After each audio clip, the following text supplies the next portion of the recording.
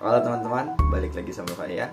Buat yang baru gabung, saya Dani Kristianto, NIM 20216314. Saya mahasiswa Teknik Pertambangan dari Universitas Papua.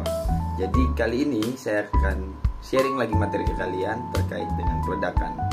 Kalau kemarin saya sudah bahas peledakan dan sejarahnya, kali ini saya mau sharing ke kalian materi peledakan yang berkaitan dengan mekanisme pecah batuan atau mekanisme pemecahan pada batuan gitu.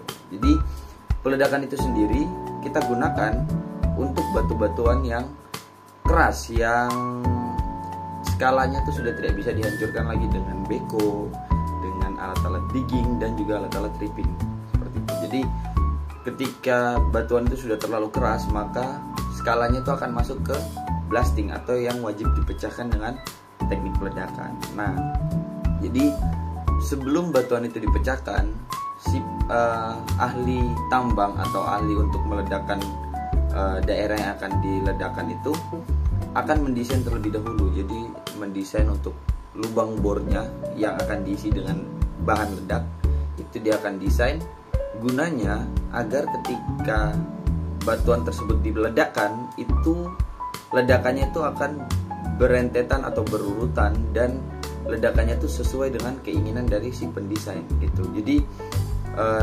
meledakkan suatu batuan atau suatu daerah itu tidak sembarang meletakkan bahan ledak, tapi itu ada aturan yang mempertimbangkan untuk kebutuhan dari daerah itu sendiri dan juga kebutuhan dari si pendesain itu sendiri gitu. Jadi dia akan desain lubangnya, kemudian urutannya seperti apa, baru diledakkan. Jadi akan dibuat lubang bor, kemudian diisi oleh bahan ledak, baru diledakkan ketika setiap lubangnya itu sudah terisi dengan bahan ledak seperti itu. Jadi untuk memecahkan batuan itu sendiri tidak sembarangan langsung meletakkan bahan ledak kemudian langsung diledakkan, tidak. Jadi ada desainnya dulu baru diledakkan seperti itu.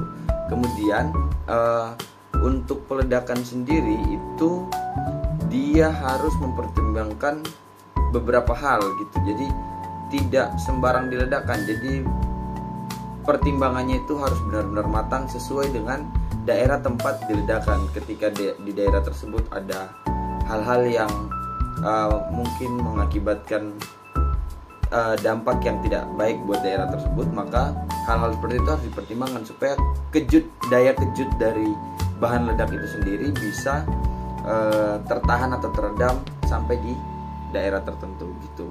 Jadi sistem peledakan itu menggunakan teknik kejut atau gelombang atau getaran kejut yang membuat batuan itu akan saling tarik dan kemudian menekan sehingga batuan itu akan runtuh gitu. Jadi karena daya kejut ini cukup besar yang dihasilkan dari bahan ledak, maka pertimbangan-pertimbangannya itu harus matang sehingga efek dari daya kejut ini tidak berdampak buruk bagi lingkungan sekitar. Jadi mungkin seperti itu dulu materi yang akan saya bagikan.